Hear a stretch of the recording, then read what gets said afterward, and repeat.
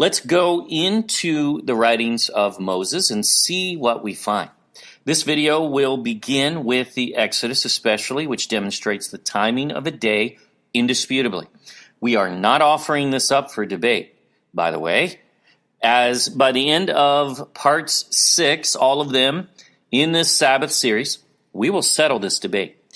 Let's start with one of the plagues. Follow this timeline. When is today and when does tomorrow begin? It does tell us. Here we go. Exodus 10. Moses says to Pharaoh, "Else, if thou refuse to let my people go, behold, tomorrow will I bring locusts into thy coasts." So locusts will come when? Tomorrow.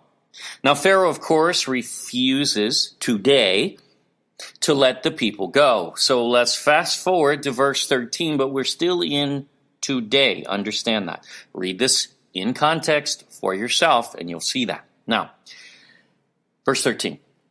"And Moses stretched forth his rod over the land of Egypt, and Yahuwah brought an east wind upon the land all that day and all that night." All day and all night when? Today.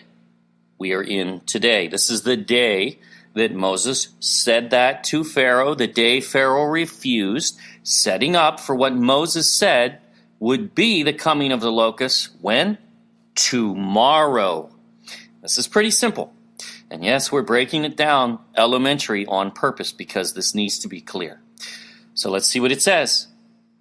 "And when it was morning, the east wind brought the locusts." So the locusts came tomorrow, according to Moses, right? That's what he said. They'll come tomorrow. "And he told Pharaoh, and Pharaoh refused. Yahuwah brought the east wind that day," yesterday, where we are now, or today as we were first reading it. So day and night. The night was part of yesterday. It is not tomorrow.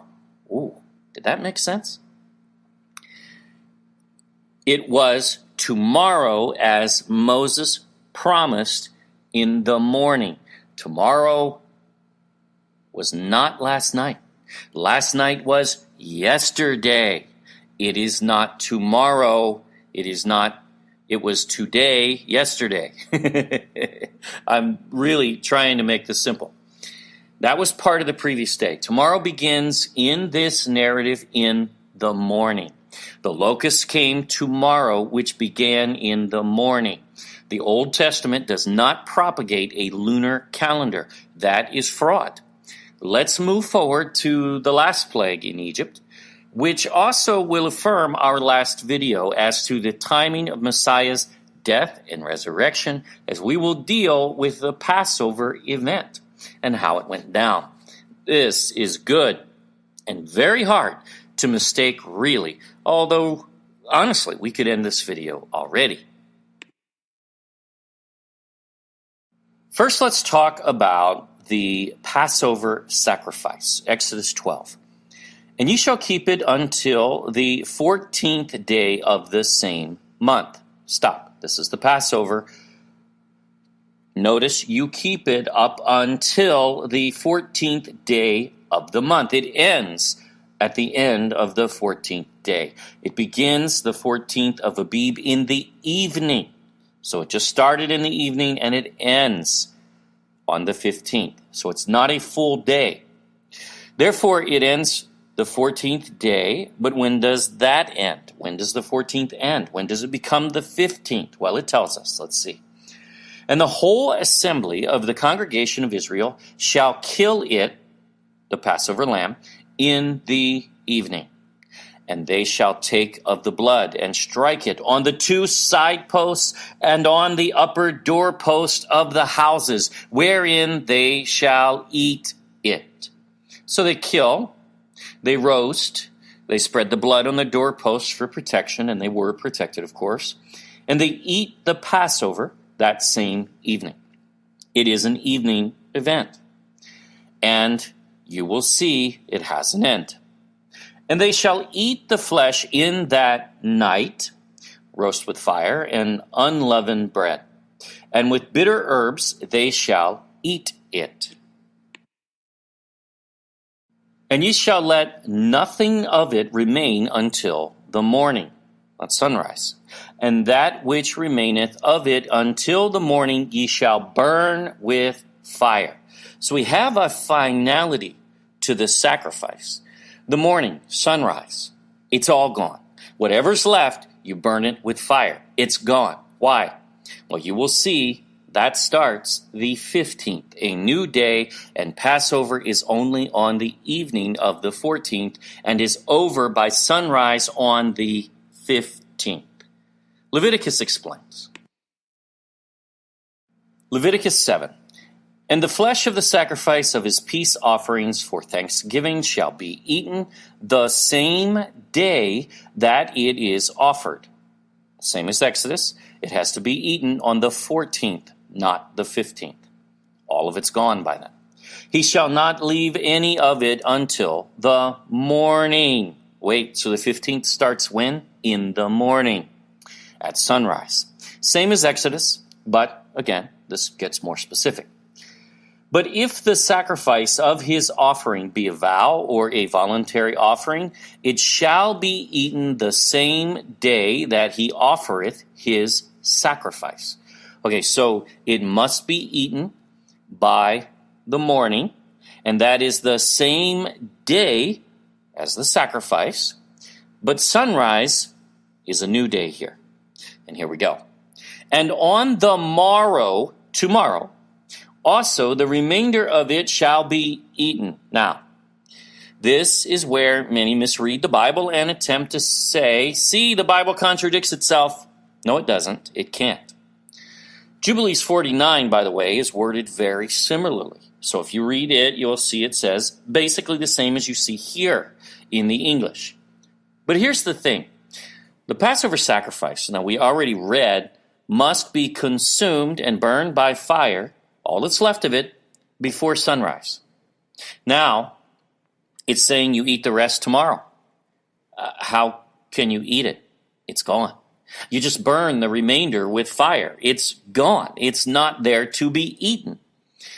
That's not what this is saying. That's the challenge. And it usually is. It's usually our man's understanding that takes this and says, oh, well, see, there's a contradiction. No, your understanding is a contradiction. That's the problem, and that's usually our problem as men.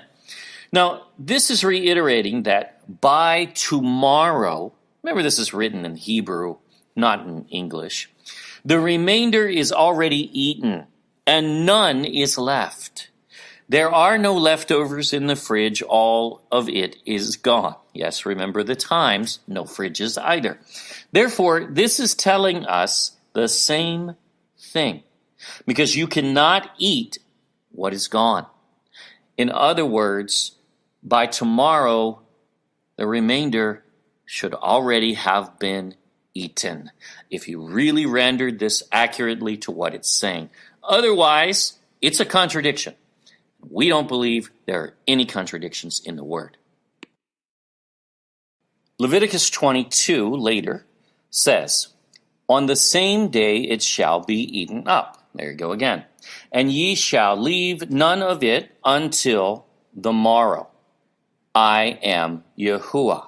So you are to eat it the same day, which has already been defined as that night, as far as the Passover sacrifice. So, and before sunrise. You leave none for tomorrow, none for the morning. You consume it and burn the rest by fire before sunrise. No, in other words, morning begins tomorrow, period. In Leviticus 7, it says morning, and here it says in Leviticus 22, tomorrow, because morning is tomorrow, because sunrise begins a new day. The Passover story really nails this down further. Let's take a look. Here's the Passover story. We're going to pull out just sections that have time markers, basically. But read the whole thing in context. We're just not going to take this whole video and do that. Follow the progression, and it is obvious when the new day begins. Verse 11. For I, Yahuwah, will pass through the land of Egypt when? This night. Okay, 12. And this day shall be unto you for a memorial. That's the 14th. It's Passover is what they're talking about. Yahuwah is. But keep going and you will find the morning begins the 15th and no longer the 14th. Because sunrise is a new day. 29. And it came to pass that at midnight the Lord Yahuwah smote all the firstborn in the land of Egypt. Now we're still on the 14th at midnight. 30.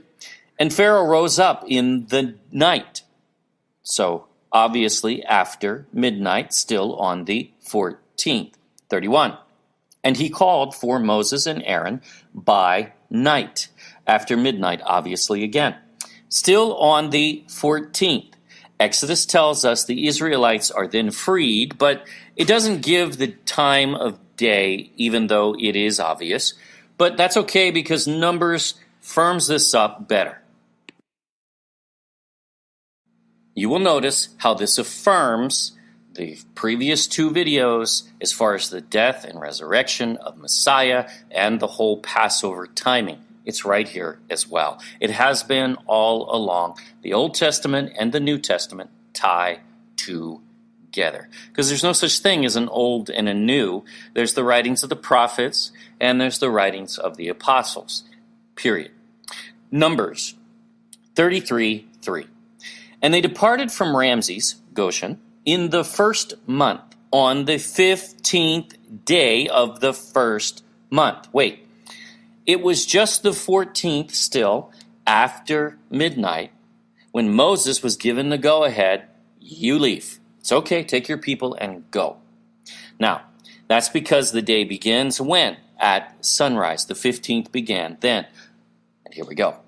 On the morrow, after the Passover, see, tomorrow after the Passover, the 15th in the morning at sunrise, or after sunrise, the children of Israel went out with an high hand in the sight of all the Egyptians. Pharaoh let the people go just after midnight, and they prepared and left in the morning on the 15th. They did not wait until the evening the next day, supposed, on the lunar calendar, to leave. Nonsense. They got their things together, asked Egyptians for help, which they gave, and got out of there. Remember, they were slaves, guys. They didn't have a lot of possessions. But what they did have, they could gather pretty quickly. And it didn't take long for them to go to the Egyptians. Yahuwah laid on the hearts of the Egyptians to give to them, it says in Jubilees. If you read this account, by the way, in Jubilees, it gives far more detail. It talks about how Prince Mastema, which is Satan, was actually bound during this time, so he could not lay it on their hearts not to give. He could not lay it on Pharaoh's heart not to let them go. And he was bound for, I believe it was 3 days, but I don't remember off the top of my head. And then he's loosed, and that's when Pharaoh changes his mind. Now it all makes sense. So when you read this full story in the book of Jubilees and Genesis or Exodus parallel, man, this really comes to life. So that's Passover. But then there's the golden calf incident at Sinai.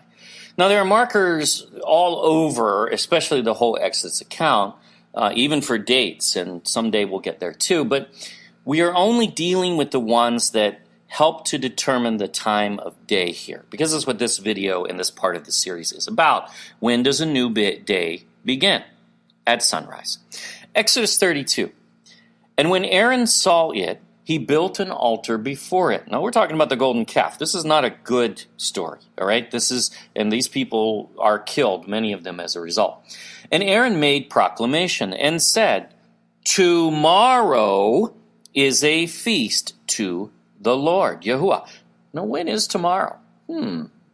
He's going to tell us in a second. But before, I want to make this clear. Yes, Aaron said this was a feast to Yahuwah. It's not. This is before the golden calf. And Yahuwah always rejects such mixing, period. You cannot worship him before an idol and include that idol in worship ever, Exodus 20 is very clear. And if you do, there is a curse to the third and fourth generations, 300 to 400 years. Very serious. The only commandment that comes with a curse, in fact. But the point is, tomorrow is the feast. So when do they feast? Oh, look at this. And they rose up early on the morrow. Tomorrow. Wait. Early morning is tomorrow.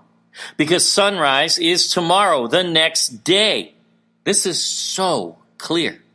And offered burnt offerings and brought peace offerings, and the people sat down to eat and to drink and rose up to play, all of which Yahuwah rejected. Of course, Moses comes down from Sinai, is angered righteously. By the way, he's not rebuked by Yahuwah for breaking the tablets. Nope. Yahuwah goes and makes another set. So there was nothing wrong with being righteously angry, and we will show it on this channel. We know some don't like that. Get over it.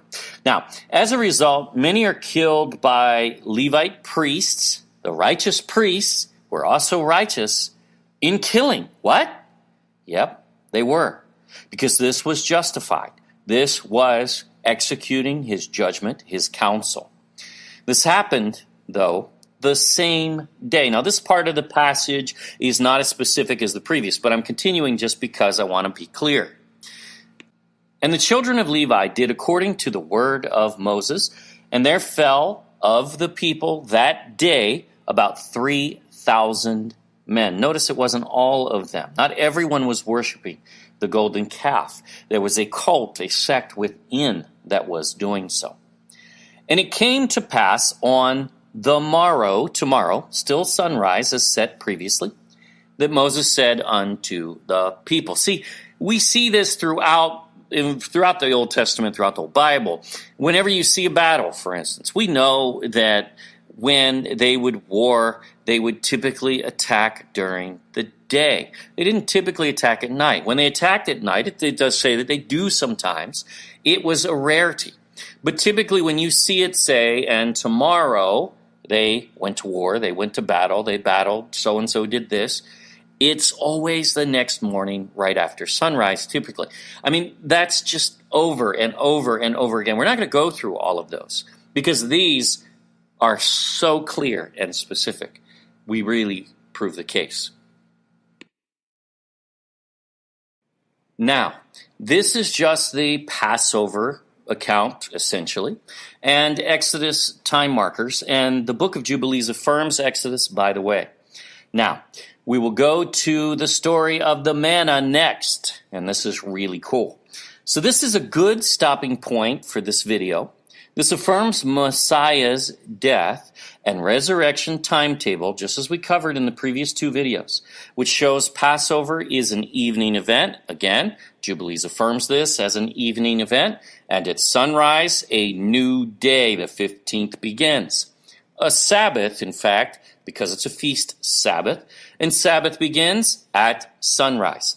The weekly Sabbath begins Saturday at sunrise to Sunday just before sunrise when Messiah rose on Sabbath, on still Saturday in the hours of the dark, and not Sunday yet, not until sunrise. Now, you know, we have kept Sabbath on Friday evening at sundown for many years ourselves. I personally have, my wife and I.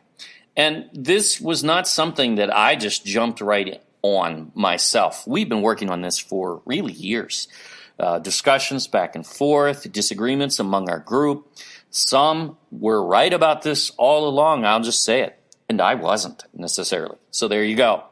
Now, you know, we have kept Sabbath all these years on Friday evening at sundown. Frankly, anything that comes from the Pharisee camp, though, really modern Judaism, the Pharisee Catholic Church, yep, a Pharisee established that, and Pharisees, and it continues such doctrines, and even the Reformation of it, which is called Protestantism, must be tested with Scripture, because 2,000 years of leaven has confused so much. But we are in the days of increasing knowledge, my friends, not just us, but others as well, and even in your own journeys. The Holy Spirit will speak to us and show us in these days what the Bible truly means, that was concealed in the days of Daniel and even in the days of Enoch. They could not know those things, but they were sealed for our generation.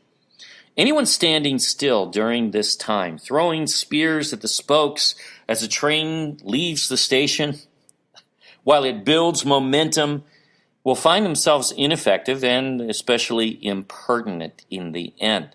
Because there is no stopping this train. It's not the God culture or any group. It's the Holy Spirit, and prophecy will be fulfilled. We will know these things in these days. It's not us. And we know that there is a group of communists out there who are trolling our channel like crazy. And every time we release a video, immediately they try to pick it apart, of course with complete, utter ignorance in almost every comment. They take fragments out of context, they'll try to find this, that, anything. They'll come in under the name of this person or that person, but we know by their comments who they are, and we delete those. And we're going to continue to delete those because what they are doing is not even watching the videos a lot of times, or they'll just take screenshots and pull this or pull that, or they'll take the audio, just listen to the audio, try to break it down. All they're looking for, they're not actually listening. They're looking for something to pick apart. That's it. Even if it's just one piece of a comment, because that's what they do. We're in those days. Evil is painted as good, good is painted as evil. And I'm going to be very clear. That channel and what they are doing is evil. Restore the Sabbath. Renew his ways in your life. It's not about legalism, but about relationship with him. May we all continue to grow daily in him.